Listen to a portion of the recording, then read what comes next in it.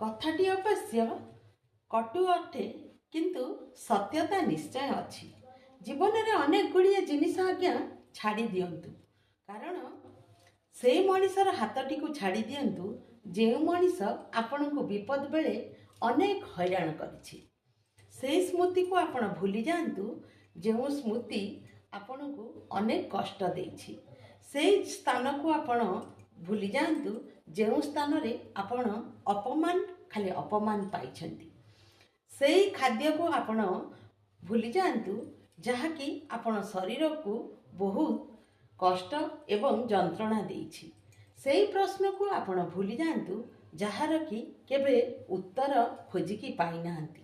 आउ से स्मृति को आपण भूली जातु केबे से स्मृति को नहीं आनंद पाई नाहंती। तेणु केते गुड़िए कथा को सब बेले भूली जिबा उचित।